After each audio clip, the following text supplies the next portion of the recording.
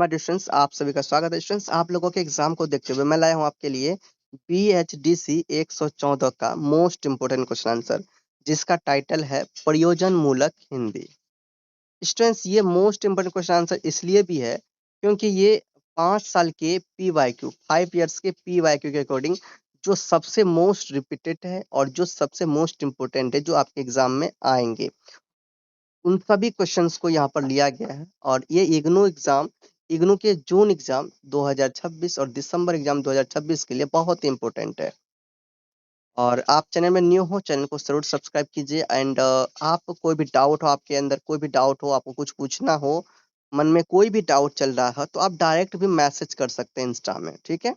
सो चलिए हम लोग स्टार्ट करते हैं समझना। PHDC 114 का ये टाइटल जो है आपके सामने, प्रयोजन मूलक, आखिर इसका क्या मतलब होता है भैया? अगर जब तक हम लोग टाइटल नहीं समझेंगे किसी भी सब्जेक्ट कोड का, तब तक हमें कोई भी क्वेश्चन आंसर सही से समझ नहीं आएगा। क्वेश्चन आंसर तो समझेंगे, लेकिन हमारे अंदर कुछ ना कुछ, हमारे मन में कुछ ना कुछ क्या रह जाएगा, कंफ्यूजन रह जाएगी। इसीलिए हमें बहुत जरूरी होता है टाइटल को समझना, कि या बुक का नाम जो है उससे समझना बहुत ही इंपॉर्टेंट हो जाता है। सो देखिए, समझिए ध्यान से, प्रयोजन मूलक क्या होता है। देखिए, प्रयोजन मूलक हिंदी का मतलब होता है किसी विशेष उद्देश्य यानी पर्पस के लिए प्रयोग की जाने वाली हिंदी।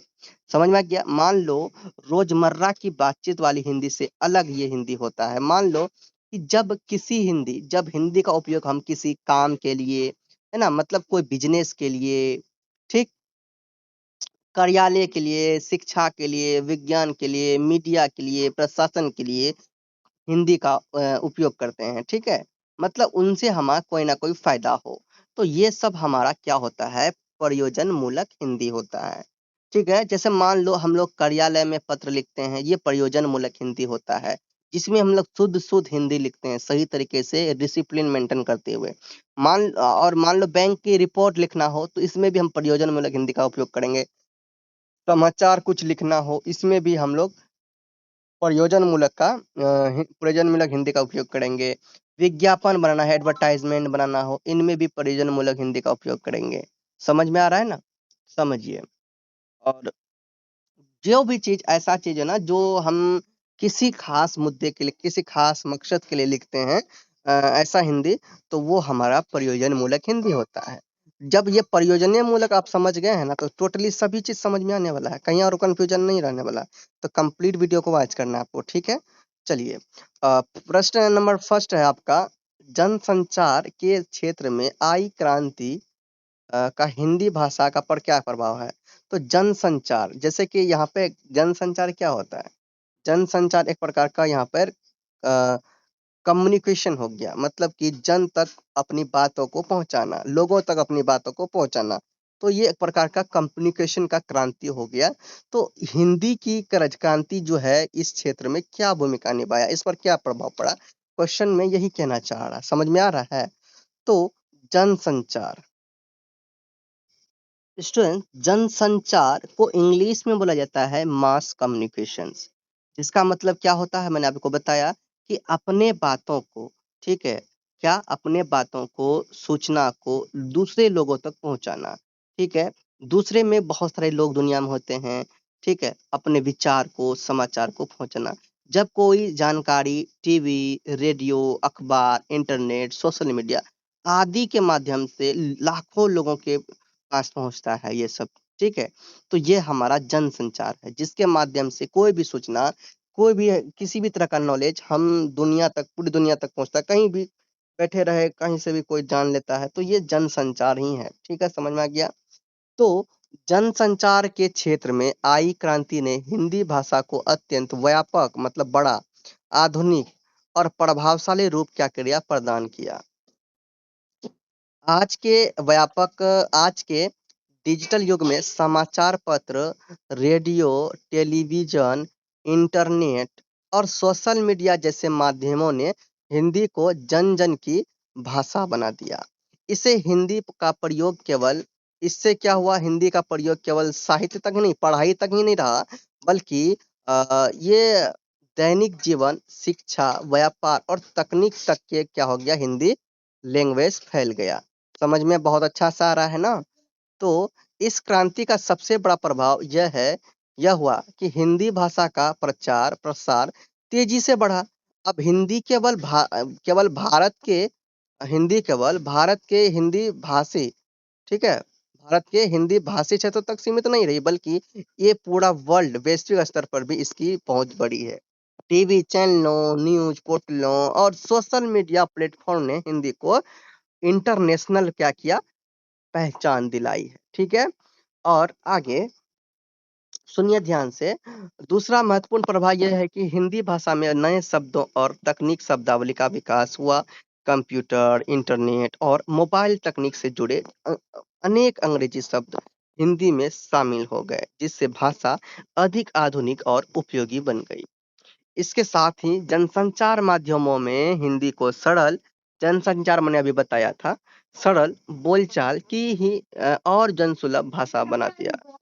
और अब समाचार, विज्ञापन और कार्यक्रमों में ऐसी हिंदी का प्रयोग होता है जो आम जनता तक आसानी से समझ सके। ठीक है, तो इस तरह से आपने क्या देखा कि यह क्रांति क्या है, एक प्रभाव यह भी है इसमें कि हिंदी में अंग्रेजी शब्दों का मिश्रण हो गया।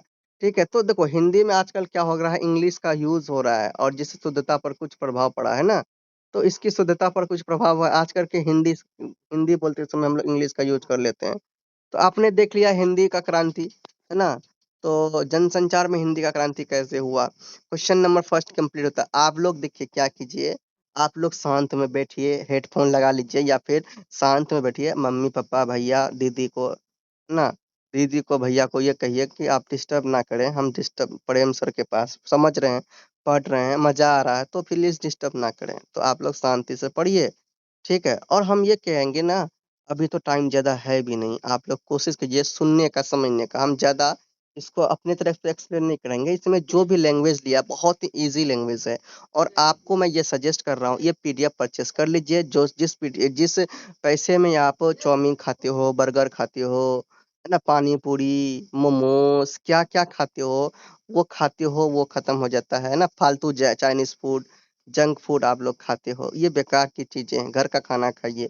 तो वो सब एक्स्ट्रा जो खाते हो, खर्च करते हो, उनसे भी कम रेट पे आपको ये नोट्स दिया जा रहा है, जो आपका फ्यूचर बनाएगा। तो आप लोग ये काम ज़रूर कीजिए कि नोट्स परचेज़ कीजिए और साथ में मेरे साथ देखिए, ठीक? और ध्यान से अब सुनिए, अब के बाद मैं क्वेश्चन पढ़ूँगा और इसके लिखे हुए वो जो वर्ड्स हैं, इन्हीं के अकॉर्डिंग मैं आपको समझाते चलूँगा, क्योंकि टाइम कम है और मैं इस तरह से पढ़ूँगा कि आपको लगेगा कि मज़ा आ रहा है, समझ आ रहा है, ठीक है? चलिए, क्वेश्चन नंबर आपका 2 यही है कि बैंकिंग में जो हिंदी का प्रयोग होता है, बैंकिंग हिंदी में प्रयुक्त मतलब प्रयोग होने वाले वाक्य संरचनाओं की विशेषताएँ लिखिए, ठीक है? तो बैंक में कैसे हिंदी बोली जाती है, कैसे हिंदी का यूज़ किया जाता है भैया, उसके बारे में यहाँ पर बताइए उसकी विशेषता। तो ध्यान समझिए, बैंकिंग हिंदी में प्रयुक्त होने वाली वाक्य संरचनाएँ अत्यंत क्या होता है, महत्वपूर्ण होता है, क्योंकि यह जो भाषा ग्राहकों, कर्मचारियों और प्रशासन के बीच स्पष्ट और औपचारिक संप्रेषण का क्या है, माध्यम है। इसकी वाक्य संरचना में शुद्धता, स्पष्टता और औपचारिकता का विशेष ध्यान रखा जाता है। मतलब कि बात जो भी है वो ऑफिशियल वे रहता है, ऑफिशियली, ठीक है? बैंकिंग हिंदी की सबसे प्रमुख विशेषता औपचारिक और शिष्ट वाक्य संरचना है। मतलब ऑफिशियली, है ना? और सही सुदृढ़ीकरण के अकॉर्डिंग साफ-साफ शुद्ध हिंदी के अकॉर्डिंग काम किया जाता है, जिसमें डिसिप्लिन मेंटेन होता है। इसमें वाक्य अत्यंत क्या होता है, विनम्र भाव से और सम्मानपूर्वक शैली में बनाए जाते हैं। जैसे कि देखो सुनो, कृपया आवश्यक दस्तावेज प्रस्तुत करें। कितना एकदम प्यार से, विनम्रता पूर्वक, सम्मान पूर्वक यहाँ पर बोला गया है। या फिर आपकी राशि आपके खाते में जमा कर दी गई है। तो ये सब क्या है? ये सब एक सम्मानजनक सेंटेंस है, वाक्य है। तो ये बहुत ही यूनिक बनाता है हिंदी को, और हिंदी का बहुत अच्छा इसमें उपयोग किया जाता है बैंक में। दूसरी विशेषता इसका सरल और स्पष्ट वाक्य विन्यास है। बैंकिंग भाषा में ऐसे वाक्यों का प्रयोग किया जाता है जो आसानी से समझ में आ जाए, ताकि ग्राहक को किसी भी प्रकार की भ्रम की स्थिति ना हो और ये जटिल वाक्य संरचना से बचा जाता है, ठीक है। तीसरी विशेषता कर्मवाच्य यानी कि पैसिव वॉइस का अधिक प्रयोग, जैसे कि खाता बंद कर दिया गया है ना, राशि स्थानांतरित की गई है, ये सब कौन सा वर्ड, ये एक पैसिव पैसिव वॉइस है, और जिससे वाक्य अधिक औपचारिक और निष्पक्ष बन जाते हैं। समझ में आ गया। एंड इसके साथ ही बैंकिंग हिंदी में तकनीकी और प्रशासनिक शब्दावली का प्रयोग होता है, जैसे खाता, निकासी, जमा, ब्याज, ठीक है, दर, ऋण आदि। यह भाषा को अधिक विशिष्ट बनाता है। एक अन्य महत्वपूर्ण विशेषता नियमानुसार और मानक भाषा का प्रयोग है, जिसमें व्याकरणिक शुद्धता का विशेष ध्यान रखा जाता है। ठीक है, तो ये क्वेश्चन नंबर 2 भी कंप्लीट है। क्वेश्चन नंबर 3 को देखिए। क्वेश्चन नंबर आपका 3 है, पारिभाषिक शब्दावली निर्माण की क्या आवश्यकता है, विस्तार से लिखिए। पारिभाषिक शब्दावली किसी विशेष विषय, क्षेत्र या फिर ज्ञान शाखा में प्रयुक्त उन शब्दों का क्या है, समूह है, जिनका निश्चित और एक विशेष अर्थ होता है। विज्ञान, तकनीक, बैंकिंग, विधि, प्रशासन और शिक्षा जैसे क्षेत्रों में पारिभाषिक शब्दों का विशेष महत्व होता है। हिंदी भाषा का हिंदी भाषा के विकास के साथ साथ पारिभाषिक शब्दावली निर्माण की आवश्यकता भी बढ़ती गई है। पारिभाषिक शब्दावली निर्माण की सबसे पहली आवश्यकता ज्ञान के सटीक संप्रेषण के लिए होती है। विभिन्न विषयों में एक ही शब्द के अनेक अर्थ हो सकते हैं, लेकिन पारिभाषिक शब्दावली से स्पष्ट और निश्चित अर्थ स्थापित किया जाता है, जिससे कोई भी भ्रम या मिस्टेक की स्थिति ना हो। ठीक है। दूसरी आवश्यकता वैज्ञानिक और तकनीकी, कौन चीज, वैज्ञानिक और तकनीकी विकास के कारण उत्पन्न हुई है। आधुनिक युग में विज्ञान, कंप्यूटर और तकनीकी क्षेत्र में नए नए शब्दों की आवश्यकता होती है, जिन्हें हिंदी में व्यक्त करने के लिए पारिभाषिक शब्दावली जरूरी है। स्टूडेंट्स, आप में से बहुत सारे ऐसे स्टूडेंट होंगे जिनको कहीं ना कहीं पारिभाषिक जो शब्द है, इन पर कन्फ्यूजन होता होगा। देखिए, ये पारिभाषिक पारिभाषिक शब्द वो शब्द होता है जो किसी खास विषय के लिए खास वर्ड्स का यूज किया जाता है। जैसे मान लो कि मैथ्स के लिए नाम सुनेंगे ट्राइंगल, स्क्वायर, है ना, तो ये सब खास शब्द हुआ, खास वर्ड्स हुआ। हिंदी में नाम सुनते होंगे विज्ञान, कंप्यूटर, है ना, बहुत सारे विज्ञान, कंप्यूटर, ठीक है, सामाजिक विज्ञान, बहुत सारे नाम सुनते होंगे। ठीक।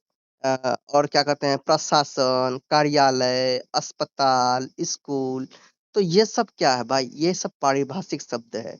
मतलब कि इनका कुछ ना कुछ मतलब भी होगा। जैसे मान लो हम विज्ञान की बात करें तो इनका कुछ ना कुछ मीनिंग निकलेगा, बहुत अच्छा मीनिंग। ठीक है, जैसे विज्ञान बोलेंगे तो विशेष ज्ञान को विज्ञान कहते हैं। ठीक है, उसी तरह से अस्पताल, अस्पताल क्या है, जहाँ मरीजों का इलाज होता है। समझ में आ गया। और स्कूल क्या है या विद्यालय क्या है, जहाँ स्टूडेंट्स पढ़ते हैं, तो वहाँ उनका कोई ना कोई अच्छा सा मीनिंग होता है, तो ये पारिभाषिक शब्द होता है। समझ गए। चलिए आगे बढ़ते हैं। दूसरी आवश्यकता वैज्ञानिक और तकनीकी विकास के कारण उत्पन्न हुई है। आधुनिक युग में विज्ञान, कंप्यूटर और तकनीकी क्षेत्रों में नए नए शब्दों की आवश्यकता होती है, जिन्हें हिंदी में व्यक्त करने के लिए पारिभाषिक शब्दावली जरूरी है। तीसरी आवश्यकता राजभाषा के रूप में हिंदी के प्रयोग को बढ़ावा देना है। सरकारी कार्यों, प्रशासन और न्याय व्यवस्था में हिंदी का उपयोग तभी प्रभावी हो सकता है जब उसके पास मानकीकृत पारिभाषिक क्या हो, शब्द हो। इसके साथ ही यह शिक्षा और अध्ययन को सरल बनाने में भी सहायक है, जिससे विद्यार्थी अपनी मातृभाषा में जटिल विषयों को आसानी से समझ सकते हैं।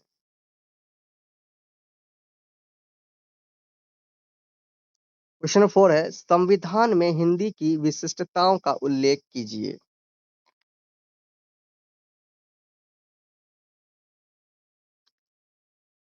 क्वेश्चन आपने क्या देखा, संविधान में हिंदी विशेषताओं का उल्लेख कीजिए।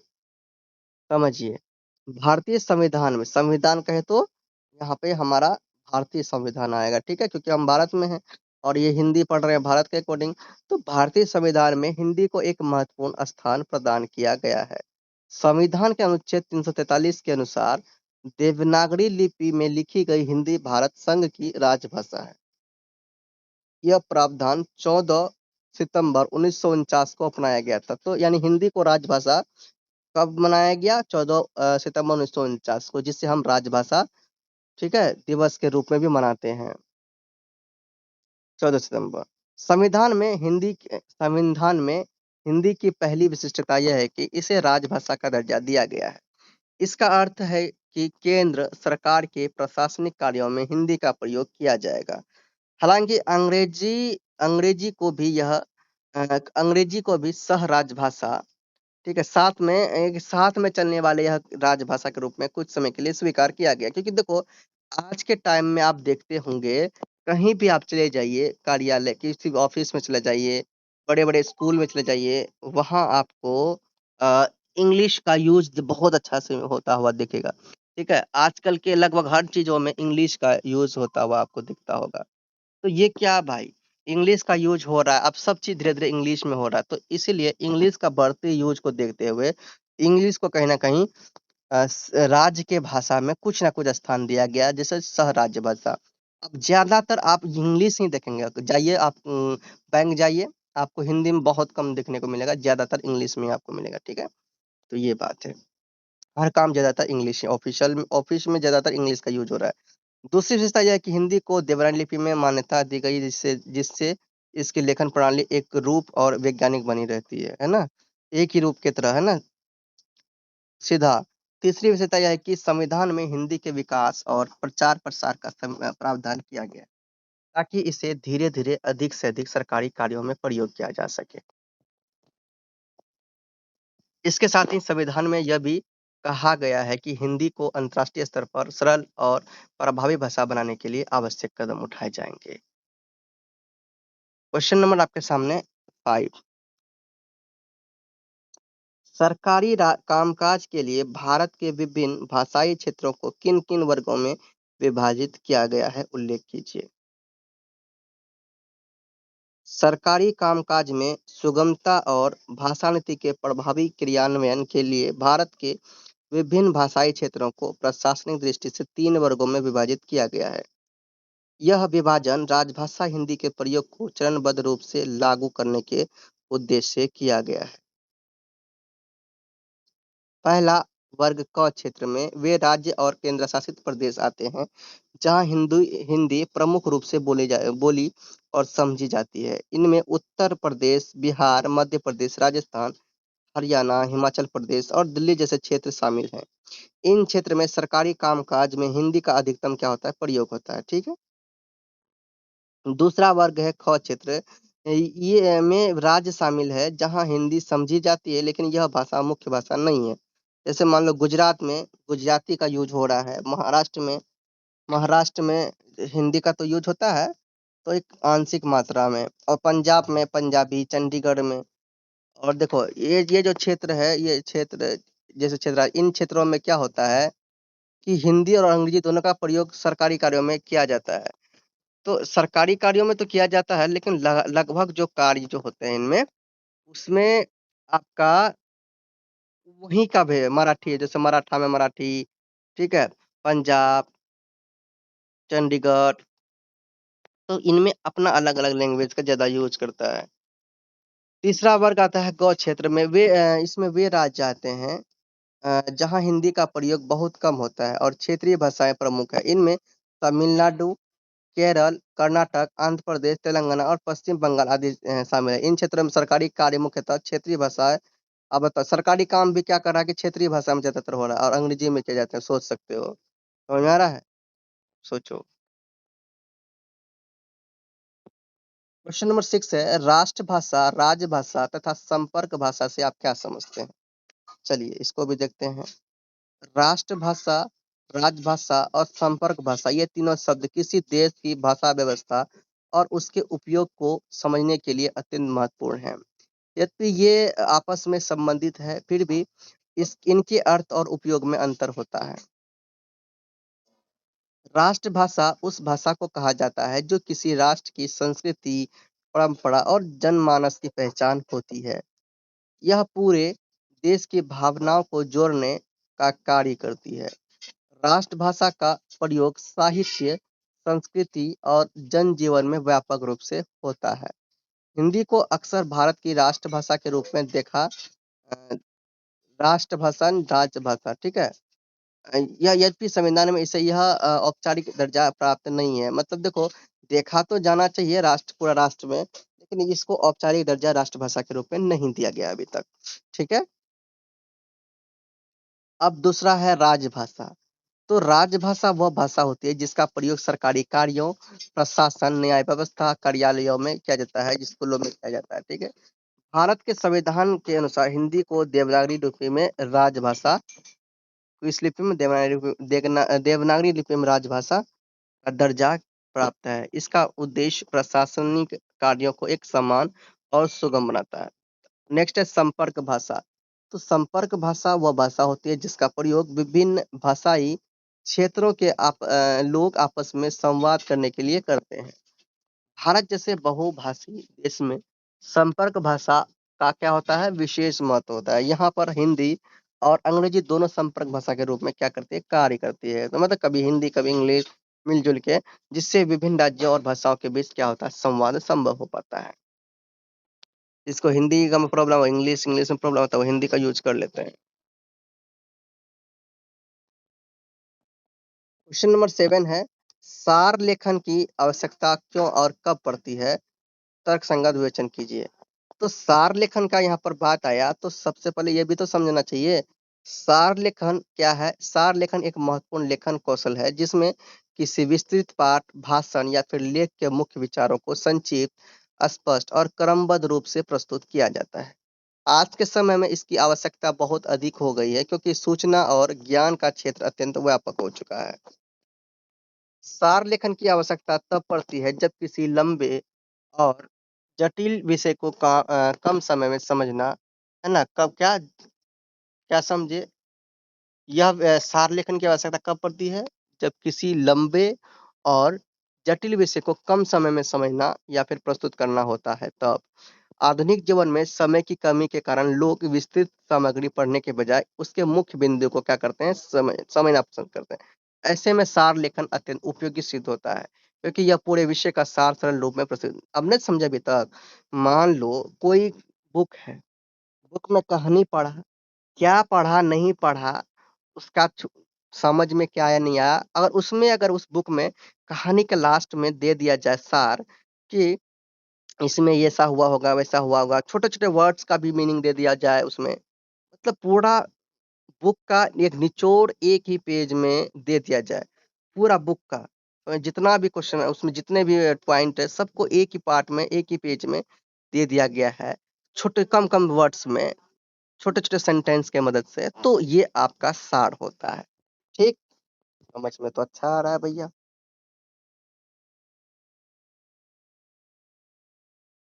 तो शैक्षणिक क्षेत्र में क्या कि विद्यार्थियों को बड़े पाठों, अध्याय और पुस्तकों को समझने तथा याद रखने के लिए सार लेखन की आवश्यकता होती है। इससे उनकी समझने की क्षमता, विश्लेषण शक्ति और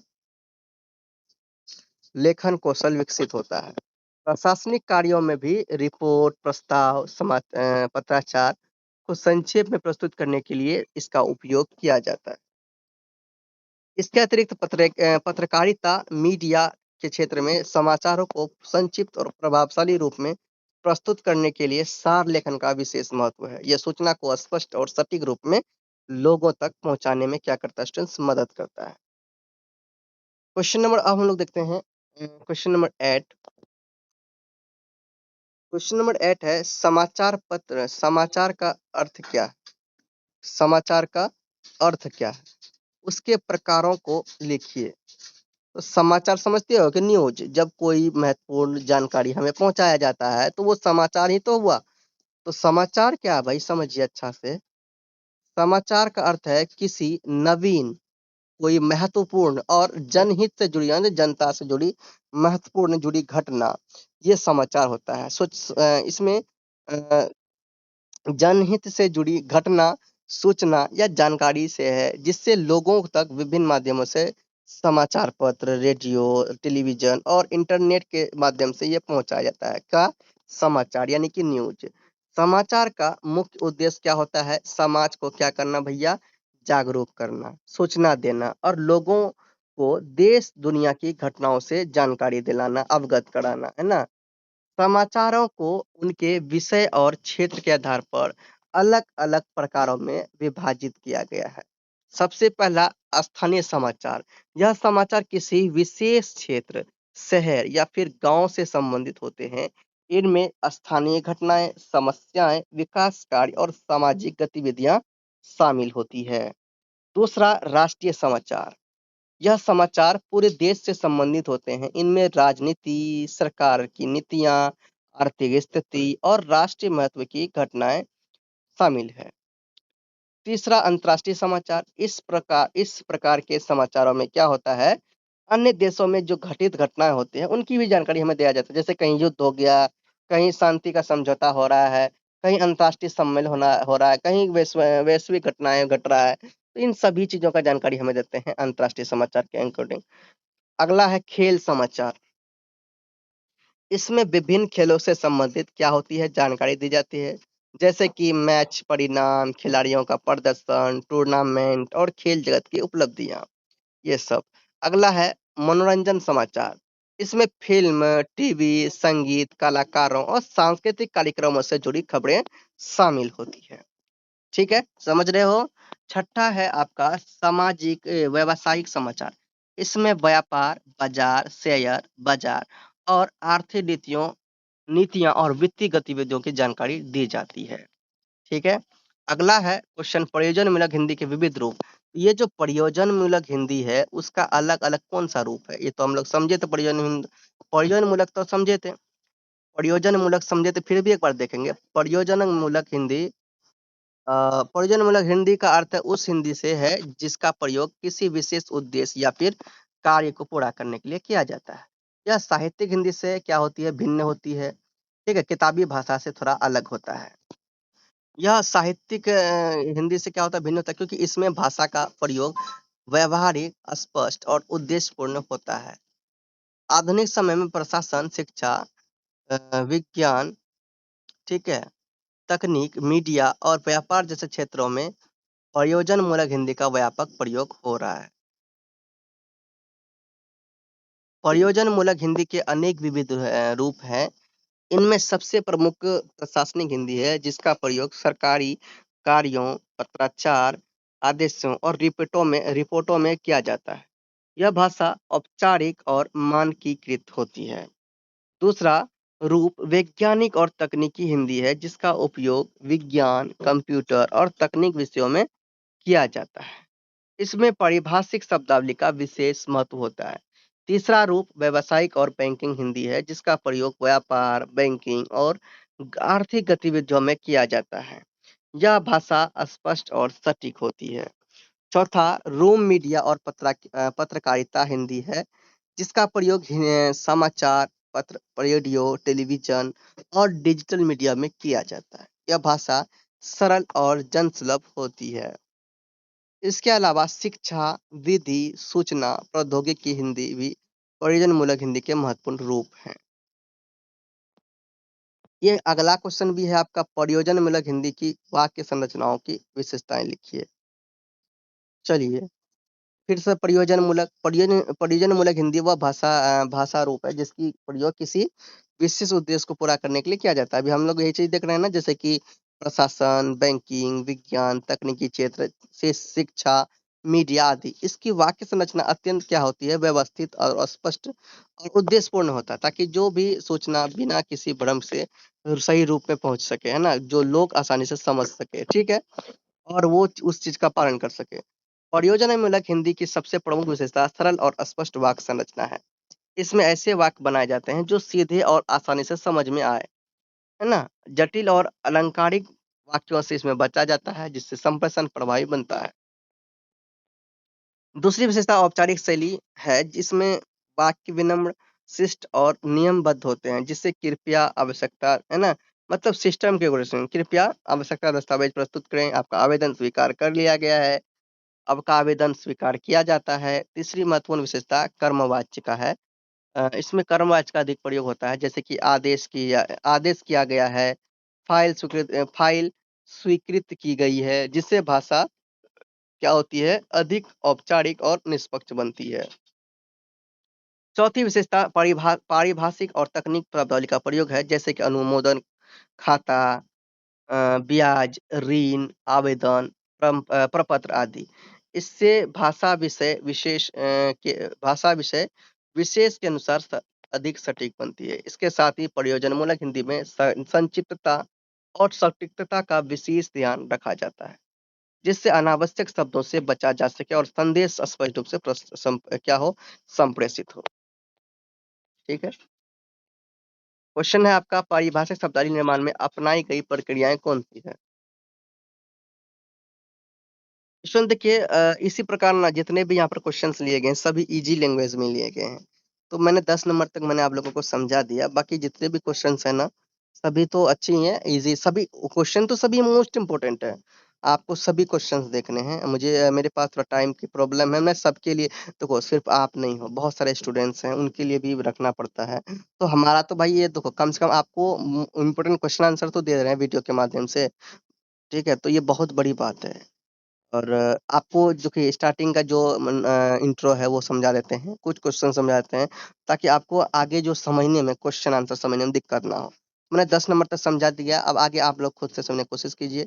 और चलिए मैं क्वेश्चन पढ़ रहा हूँ एक बार। क्वेश्चन नंबर 11 में है, पारिभाषिक शब्दावली निर्माण में अपनाई गई प्रक्रियाएं कौन सी है, इसके बारे में स्पष्ट करना है। ठीक है, वीडियो को रोक करना, आंसर को आपको पढ़ लेना है, या फिर आप ऐसे भी कर सकते हैं, ये नोट्स आप व्हाट्सएप से परचेज कर सकते हैं। ठीक है। क्वेश्चन नंबर 12 है, राजभाषा के रूप में हिंदी के विकास को विस्तार पूर्वक समझाइए। तो राजभाषा के रूप में हिंदी का विकास कैसे, इसके रूप में आपको विस्तार पूर्वक समझाना है। वीडियो को रोक कर समझिए।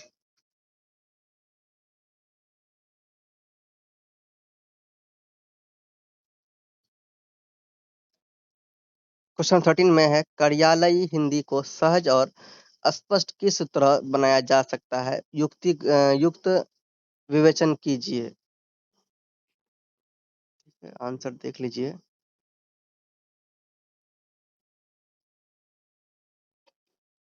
क्वेश्चन नंबर 14 में है, प्रशासनिक शब्दावली का अर्थ स्पष्ट कीजिए, यह कितने प्रकार की होती है, ये बताइए।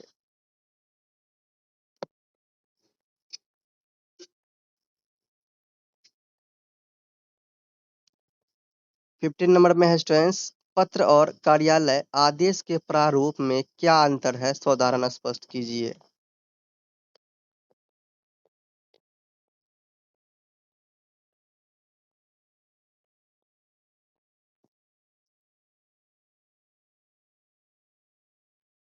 क्वेश्चन नंबर आपका 16 है, यहाँ से छोड़ के अगर करें तो प्रतिवेदन लेखन में किन किन बातों का ध्यान रखा जाता है। ठीक है, तो प्रतिवेदन लेखन है ये, प्रतिवेदन नहीं है, वो कट कर देना।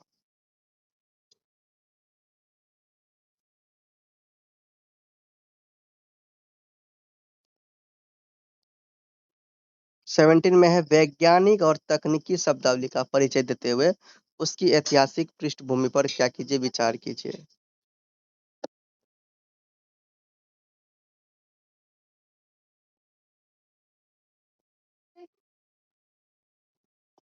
क्वेश्चन नंबर 18 में है,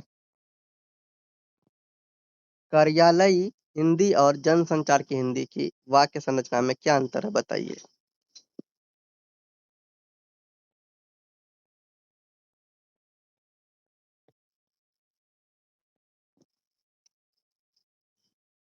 क्वेश्चन नंबर 19 है, और टिप्पणी में अंतर बताते हुए टिप्पणी लेखन के प्रकारों का विवेचन कीजिए।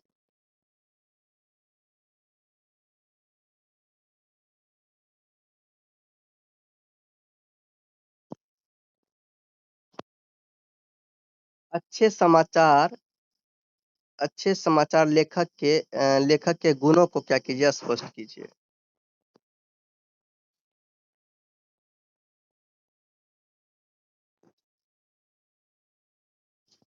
क्वेश्चन नंबर 21 है, हिंदी की संवैधानिक स्थिति को स्पष्ट कीजिए।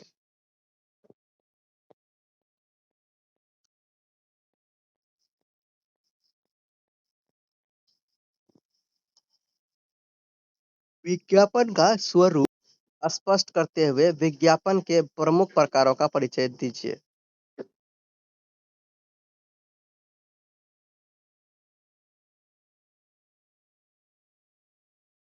तो ये सब आपके लॉन्ग क्वेश्चन थे। अब जो नीचे आपको दिख रहे हैं ना, ये टिप्पणी है जो 10 मार्क्स के आपके होते हैं। तो देखिए, टिप्पणी बैंकों में हिंदी, ये सब टिप्पणी है। इनका टिप्पणी के अकॉर्डिंग आपको एक 1.5 से 2 पेज में आपको लिखना है, ठीक है। और नंबर में है कार्यालय हिंदी और अनुवाद। 2 नंबर में है फिल्मी समीक्षा की हिंदी। 2 नंबर में विधि के हिंदी में क्षेत्र, विधि के क्षेत्र में हिंदी।